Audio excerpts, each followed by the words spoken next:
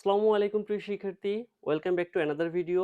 আজকে আমাদের ক্লাসের টপিক অমিশন অফ এ এবং অ্যান, অর্থাৎ কোথায় কোথায় আর্টিকেল এ এবং অ্যান ব্যবহৃত না হয়ে ক্রসের ব্যবহার হয় সে বিষয়টি আমরা স্পষ্টভাবে বুঝতে শিখব। দেখো, আমি তোমাদের জন্য এখানে 1 থেকে 10 পর্যন্ত 10টা উদাহরণ রেখেছি, অর্থাৎ এই 10টি উদাহরণের সাহায্যে আমি তোমাদেরকে কিছু নিয়মের সাথে পরিচয় করাবো। যে নিয়মগুলো যদি তোমরা মেনটেন করতে পারো বা ব্রেনে রাখতে পারো, তাহলে আর তোমাদের এই অমিশন অফ এ এবং এন এর ব্যবহার নিয়ে আর কোনো সমস্যা হবে না আশা করি। তো চলো, কথা না বাড়িয়ে আমরা আমাদের ক্লাসটি শুরু করি।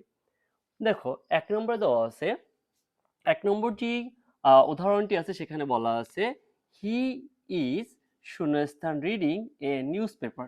এখানে এই দেখো, ইজটা একটা অক্সিলারি ভার্ব। তাহলে আমরা এখানে লিখি auxiliary verb, A U X I L I A R Y, auxiliary verb. তো অক্সিলারি ভার্ব আর এটা হচ্ছে কি মেইন ভার্ব, এটাকে আমরা বলি মেইন ভার্ব। এটা হচ্ছে মেইন ভার্ব। তাহলে মূল কথায় আসি। মূল কথা হচ্ছে, মনোযোগ সহকারে শুনবে এবং আমার কথাটি খাতায় নোট ডাউন করে নেবে। মনে রাখবে, অক্সিলারি ভার্ব এবং মেইন ভার্ব এর মধ্যবর্তী স্থানে কোনো আর্টিকেল বসে না। আমি রিপিট, অক্সিলারি ভার্ব, এই অক্সিলারি ভার্ব আর এই মেইন ভার্ব এর মধ্যবর্তী স্থানে কোনো আর্টিকেল বসে না। তাহলে আমরা একটা কমপ্লিট করলাম যে অক্সিলারি ভার্ব এবং মেইন ভার্ব এর মধ্যবর্তী স্থানে কি বসে না, কোনো আর্টিকেল বসে না, অর্থাৎ সেখানে কি বসে, ক্রস বসে। আশা করি এটা তোমাদের কারো বুঝতে কোনো সমস্যা হবে না। এবার আসি আমরা 2 নম্বর নিয়মে।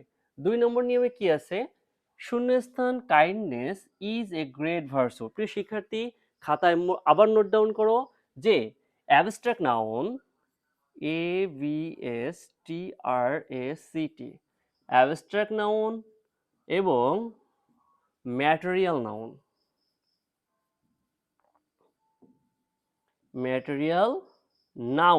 অ্যাবস্ট্রাক্ট নাউন এবং ম্যাটেরিয়াল নাউন এর পূর্বে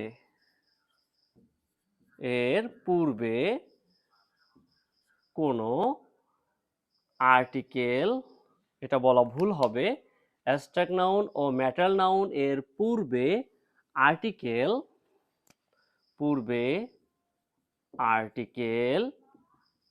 এ এবং অ্যান বসে না। তাহলে যেহেতু এ এবং অ্যান বসে না, তাহলে কি বসে? অবভিয়াসলি ক্রস বসবে। কারণ এখানে এই যে কাইন্ডনেস, এটা একটা অ্যাবস্ট্রাক্ট নাউন। এটা কোন ধরনের নাউন? Abstract noun. তাহলে আমাদের 2 নম্বর উদাহরণটিও আমরা নিয়মের সাথে সাথে কমপ্লিট করে ফেললাম। আশা করি এই 2 নম্বর নিয়মটিও তোমাদের বুঝতে কোনো সমস্যা হবে না। এবার আসি আমরা নাম্বার 3 তে। নাম্বার 3 তে দেখো কি দেওয়া আছে, উই হ্যাভ শূন্যস্থান ব্রেকফাস্ট অ্যাট 7 AM। তো এটার বিষয়ে আমরা বলি, দেখো এখানে শূন্যস্থানের পরে কি আছে, ব্রেকফাস্ট। ব্রেকফাস্টটা কি একটা খাবারকে বোঝাচ্ছে, তাই না? এই যে একটা খাবার সময় যেমন ব্রেকফাস্ট করি, লাঞ্চ করি, ডিনার করি, এরকমটাই। তো আমরা এখানে লিখি, 1 নম্বর দিয়ে লিখি মেলস এর পূর্বে, অর্থাৎ খাবারের পূর্বে, MEALS, মেলস এর পূর্বে আর্টিকেল এ অথবা অ্যান বসে না। তাহলে আমরা কি শিখলাম? মেলস এর পূর্বে কোনো আর্টিকেল, অর্থাৎ মেলস এর পূর্বে আর্টিকেল এ অথবা অ্যান বসে না। তাহলে কি বসে? অবভিয়াসলি যেহেতু কিছু বসেই না, সেহেতু ক্রস বসবে। আশা করি বুঝতে পেরেছো। ওকে, তাহলে আমরা 3 নম্বরও টিক দিয়ে দিলাম। 4 নম্বরে দেখো আবার বলা আছে, we had good breakfast yesterday. We had good breakfast, এই লাইনটা একটু খেয়াল করি। 2 নম্বর দিয়ে লিখি, একটু মনোযোগ সহকারে খেয়াল করো। 2 নম্বরটি হচ্ছে মেলস এর পূর্বে যদি, দেখো এই যে একটা মেলস আছে, মেলস এর পূর্বে যদি, ব্রেকফাস্টের পূর্বে কি আছে, একটা অ্যাডজেক্টিভ আছে। তাহলে আমরা লিখতে পারি যে article plus adjective plus MEALS, মেলস। তাহলে আমরা কি বলতে পারি, যে যদি মেলসের পূর্বে অর্থাৎ খাবারের পূর্বে যদি অ্যাডজেক্টিভ থাকে, খাবারের পূর্বে যদি অ্যাডজেক্টিভ থাকে, তাহলে উক্ত শূন্যস্থানে আর্টিকেল এ অথবা অ্যান ব্যবহৃত হয়। তাহলে আমরা এখানে এই যে শূন্যস্থান, এখানে কি কি বসাতে পারি? এখানে আমরা এ অথবা অ্যান বসাতে পারি। তাহলে দেখো এই যে গুড, গুডটা একটা অ্যাডজেক্টিভ, এই গুডটা একটা অ্যাডজেক্টিভ, ব্রেকফাস্টটা নাউন অর্থাৎ মেলস, অর্থাৎ মেলসের পূর্বে কি আছে? অ্যাডজেক্টিভ আছে। তাহলে অ্যাডজেক্টিভ যদি থাকে তাহলে এখানে আর্টিকেল হিসেবে যেহেতু এখানে জিটা কনসোনেন্ট দিয়ে শুরু হয়েছে, সেহেতু আমরা এখানে এ ইউজ করব। কি ইউজ করব? এ ইউজ করব। ওকে, তাহলে আমাদের 4 নম্বর নিয়মটিও আমাদের ক্লিয়ার হয়ে গেল। ওকে, এবার আসি আমরা 5 নম্বর নিয়মে। 5 নম্বর নিয়মে উদাহরণটি একটু আমরা প্রত্যেকে একটু খেয়াল করি যে 5-এ আমাদের উদাহরণ আছে হচ্ছে রোজেস আর বিউটিফুল। রোজেস আর বিউটিফুল। লেখো, খাতায় লেখো যে প্লুরাল নাউনের পূর্বে, খাতায় লেখো প্লুরাল নাউনের পূর্বে আর্টিকেল এ এবং অ্যান বসে না। তাহলে আমরা কি লিখবো? আবার লেখো, আমি আবারও বলছি, সেটি হচ্ছে প্লুরাল, প্লুরাল নাউন এর পূর্বে, পূর্বে আর্টিকেল, আর্টিকেল এ অথবা অ্যান বসে না। তাহলে কি হবে ভাই? ক্রস হবে। কেন হবে? এই যে রোজ না আছে কি রোজেস, অর্থাৎ কি প্লুরাল নাউন। রোজ একটা নাউন, রোজটা কি নাউন, কিন্তু রোজ নেই, আছে কি রোজেস, অর্থাৎ কি অনেকগুলো ফুলকে বোঝাচ্ছে। তাই আমরা নিয়মে পড়লাম যে প্লুরাল নাউনের পূর্বে আর্টিকেল এ এবং অ্যান বসে না। যেহেতু আর্টিকেল এ এবং অ্যান বসে না, সেহেতু এখানে কি হবে? ক্রস হবে। আশা করি আমাদের 5 নম্বর নিয়মটিও বুঝতে তোমাদের কারো কোনো সমস্যা হবে না ইনশাল্লাহ। এবার আসি আমরা 6 নম্বর নিয়মে। 6 নম্বর নিয়মে কি আছে? 6 নম্বর নিয়মে আছে হচ্ছে my teacher gave me good শূন্যস্থান অ্যাডভাইস। ওকে, জাস্ট এখানে ফোকাস করো। এখানে কি আছে? এখানে আছে হচ্ছে অ্যাডভাইস কথাটা আছে। ওকে, তাহলে আমরা খাতায় লিখি uncountable noun, uncountable, uncountable, uncountable noun, uncountable noun হিসেবে গণ্য। লেখো, আনকাউন্টেবল নাউন হিসেবে গণ্য। Advice, advice, information, advice, information, advice, information, news, baggage, luggage, baggage, BAGGAG, baggage, luggage, LAGGEG, ল্যাকেজ, ETC, ETC, এর পূর্বে, এর পূর্বে, আর্টিকেল, আর্টিকেল এ অথবা অ্যান বসে না। তাহলে এখানে আমরা খেয়াল করি, এখানে আমাদের কি আছে? My teacher gave me good. এবার কি আছে? অ্যাডভাইস। তাহলে অ্যাডভাইসটা কি? Uncountable noun. আমরা এই মাত্র শিখলাম আনকাউন্টেবল নাউন হিসেবে গণ্য অ্যাডভাইস, ইনফরমেশন, নিউজ, ব্যাগেজ, ল্যাকেজ। আমার সাথে আবার পড়ো, কি কি? অ্যাডভাইস, ইনফরমেশন, নিউজ, ব্যাগেজ, ল্যাকেজ ইত্যাদি এর পূর্বে কোনো আর্টিকেল বসে না, অর্থাৎ আর্টিকেল এ এবং অ্যান ব্যবহৃত হয় না। যেহেতু আর্টিকেল এ এবং অ্যান ব্যবহৃত হয় না, সেহেতু এখানে ব্যবহার কি হবে? এখানে আমাদের ক্রস হবে। আশা করি তোমরা বুঝতে পেরেছ। এবার আসি আমরা 7 নাম্বার রুলসে। 7 নম্বরে যে নিয়মটি আছে সেটা একটু সবাই খেয়াল করি। এখানে কি লেখা আছে? এখানে লেখা আছে উই রাইট, কি আছে? উই রাইট অন শূন্যস্থান পেপার। কি আছে? On paper. ওকে, তাহলে এই পেপারটাকে একটু ফোকাস করি, খেয়াল করি। তো আমরা লিখি milk, milk, MILK, milk, oil, water. কি কি লিখলাম? Milk, oil, water, ink, hydrogen, hydrogen, energy, ENERGY, energy, ETC। কি লিখলাম? ETC এর পূর্বে, ETC এর পূর্বে, পূর্বে আর্টিকেল এ অথবা অ্যান বসে না, এ অথবা অ্যান বসে না। আমি আবারও বলতেছি কি কি আছে, water, milk, milk, oil, water, ও আরেকটি আছে সেটা হচ্ছে টি। আমি এটা এখানে লিখছি টি। তাহলে কি কি লিখলাম, water, milk, oil, ink, hydrogen, tea, paper, energy ইত্যাদি এর পূর্বে আর্টিকেল এ এবং এন ব্যবহৃত হয় না বা বসে না। আমার সাথে আবার পড়ো, milk, water, paper, ink, hydrogen, tea, energy ইত্যাদি এর পূর্বে আর্টিকেল এ অথবা এন বসে না। তাহলে কি বসে সেটা আমরা সবাই জানি, বসবে কি, ক্রস বসবে।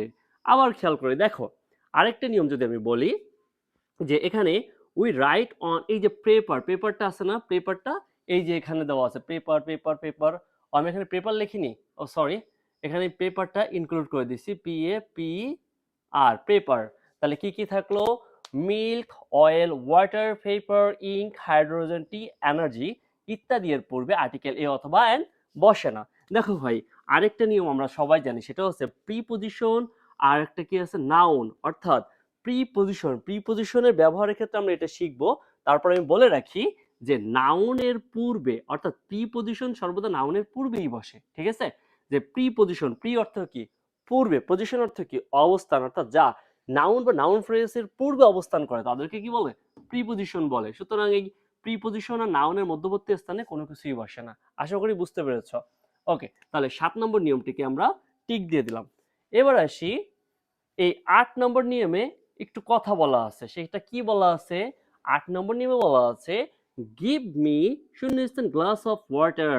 এইমাত্র আমরা শিখলাম যে paper, milk, oil, ink, hydrogen, tea, energy ইত্যাদি এর পূর্বে কোনো আর্টিকেল ব্যবহৃত হয় না।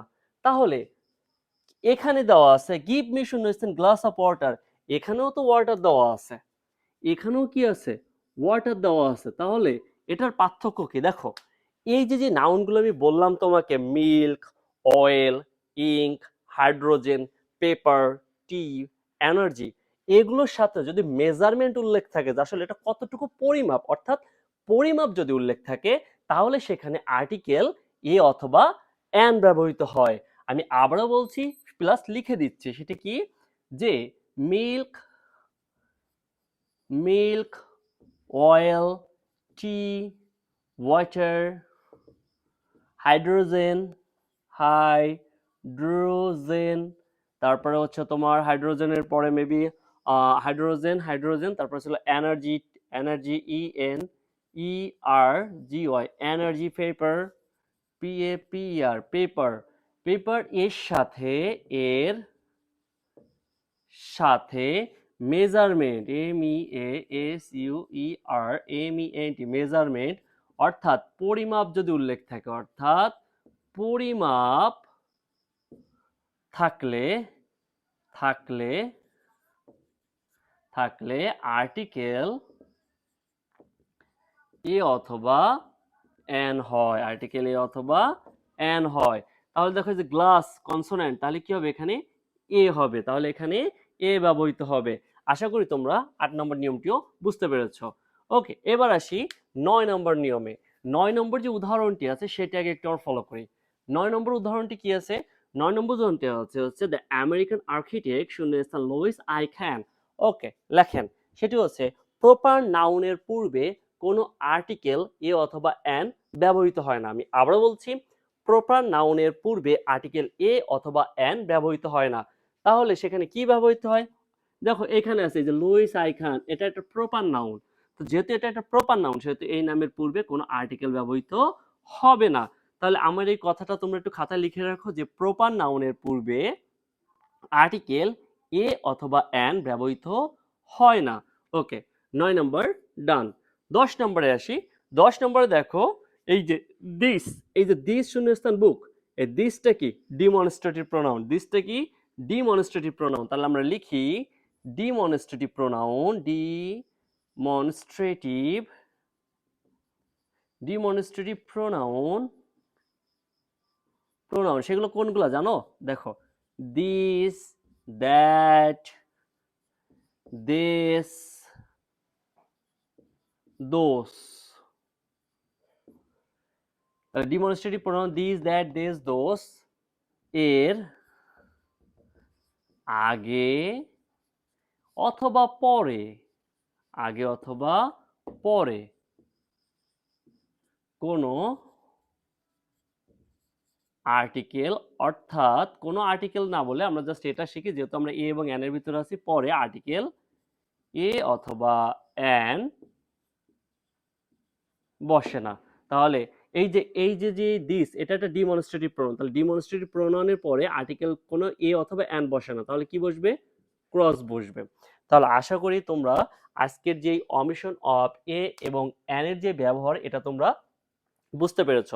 তো এইখানে যে নিয়মগুলোর কথা বলেছি, এই নিয়মের বাইরে তোমাদের পরীক্ষাতে আর কোনো নিয়মের প্রশ্ন থাকবে না। সুতরাং তোমরা এই ক্লাসটিকে নেক্সট টাইম আবার দেখবে, দেখে সেটাকে পজ করবে, পজ করে করে আমি যে কথাগুলো বললাম এবং নিয়মগুলো সাইডে লিখলাম, সেগুলো তোমরা খাতায় তুলে নিবে। ওকে। আর এই ক্লাসের বিষয়ে যদি কোনো প্রশ্ন থাকে তাহলে অবশ্যই তোমরা কমেন্টে জানাবে। আমি নিশ্চয়ই তোমাদের সেই প্রশ্নগুলোর উত্তর দেওয়ার চেষ্টা করব, এবং পরবর্তীতে যদি তোমাদের কোনো মতামত থাকে সেই মতামতটিও তোমরা এই কমেন্ট বক্সের মাধ্যমে তুলে ধরতে পারবে। তো আজকের এই ক্লাসটি নিয়ে এখানেই সমাপ্ত করছি। আল্লাহ হাফেজ।